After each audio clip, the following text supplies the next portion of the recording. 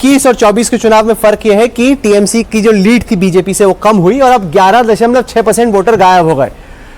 ये पूछ रहे हैं सतीश के सिंह सवाल कि आप खरग आइलैंड में चुनाव करा रहे हैं पश्चिम बंगाल में, क्या आपको लगता है कि एसआईआर एक ऐसा फैक्टर हो सकता है जो कि इस बार बीजेपी को पश्चिम बंगाल में जीत दिला दे?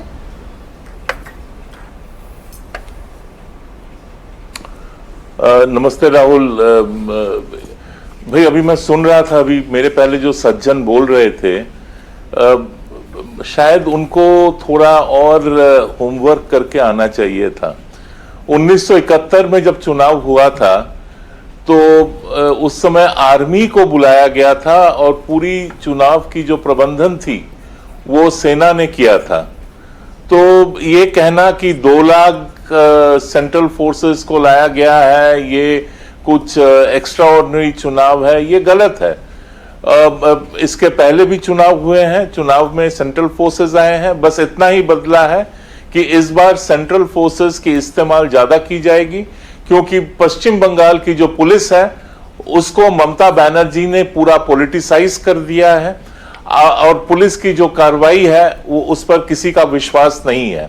हमने 21 का चुनाव देखा है, 21 के चुनाव के बाद जो हिंसा हुई उसको भी हमने देखा है, उस समय पुलिस का जो रवैया था वो भी देखा है।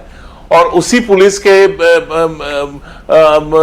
से अगर चुनाव करवाया जाता तो इस बार भी वही होता। मुझे मालूम है कि ममता बनर्जी और उनके जो सपोर्टर्स हैं उनको बड़ा दुख है इस बात का कि इस बार वो संभव नहीं है, लेकिन छोड़िए इस बात को।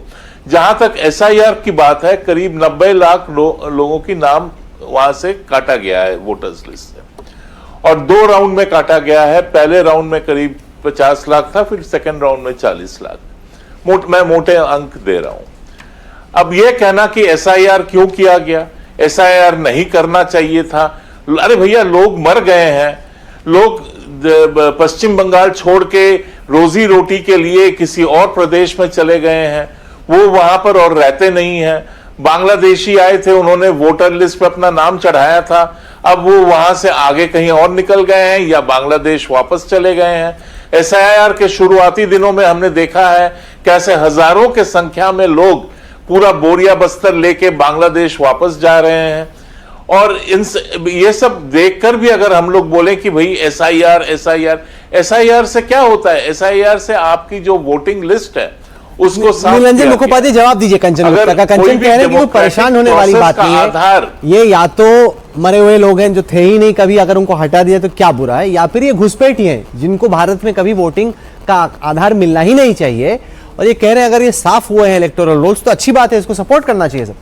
देखिए, एसआईआर के ऊपर जो पूरी डिबेट हुई है, जो पिछले 6-8 महीने से हम लोग देखते आए हैं, तो उसमें मेरी राय ये है कि थोड़ा थोड़ा सब सही बोल रहे हैं और थोड़ा थोड़ा हर एक कोई गलत बोल रहा है। एक पहले मानते हैं कि जो लोग सही बोल रहे हैं कि हाँ ये बात सही है कि हिंदुस्तान के वोटर लिस्ट में कोई सिस्टमिक प्रोसेस नहीं था जो मृतकों को उनके नाम हटाए जाएं, जो माइग्रेट करके चले गए हैं उनका नाम हटाया जाए, इसका कोई सिस्टमिक प्रोसेस नहीं था। ये मैं पर्सनल एक्सपीरियंस से कह सकता हूँ कि दिल्ली में जब रहते थे हम, तो एक समय था जब हमारे पुराने मोहल्ले में जाके देखे कि हमारा वोट अभी भी वहीं बरकरार है, इवन दो मतलब एक असेंबली इलेक्शन और एक लोकसभा हो चुकी है, कोई आके घर पे उस एड्रेस पे चेक नहीं किया। तो अच्छी बात है।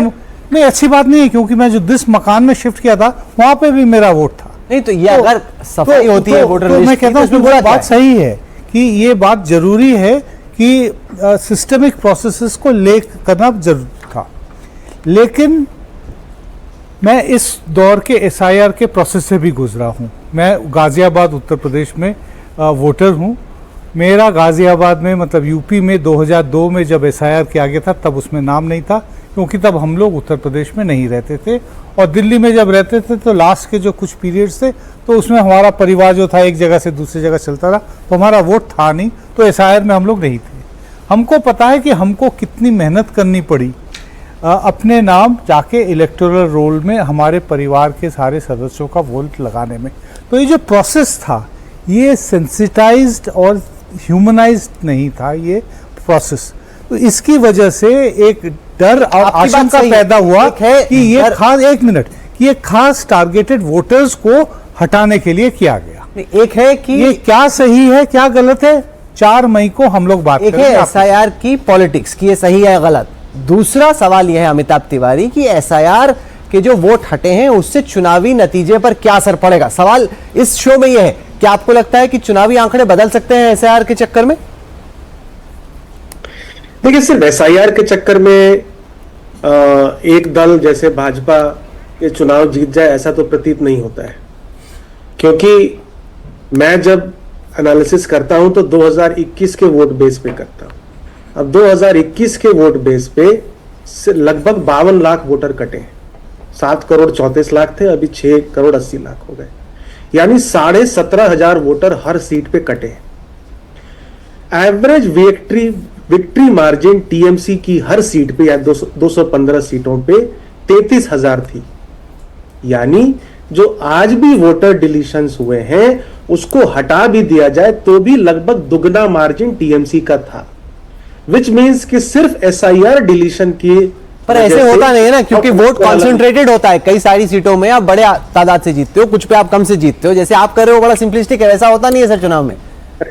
लेकिन ये भी मानना कि सिर्फ एसआईआर डिलीशन से कोई चुनाव जीत जाए, ये भी एक बहुत सिंपलिस्टिक एनालिसिस है, क्योंकि आपने ही दिखाया है कि SIR deletion plus anti incumbency swing या तो 1.5% का या तो 3% का, assuming 100% zero which is not possible, 80-20 which is 3% का। ये आपने सही बात बोली, इसी पे मैं स्विंग करना जी, ये आपकी बात सही है। वोट स्विंग करना जरूरी है, बिना एंटी इनकम्बेंसी वोट स्विंग हुए, यानी बिना भाजपा टीएमसी के वोट बैंक में सेंध मार के ये चुनाव नहीं जीत सकती। अब आप आए बात की निचोड़ पे, ये आपने बात सही कही। संजय कुमार से मैं ये पूछूंगा, ये बात साफ हो जाती है कि मोटा मोटा एसआईआर के ही दम पर चुनाव नहीं जीता जा सकता।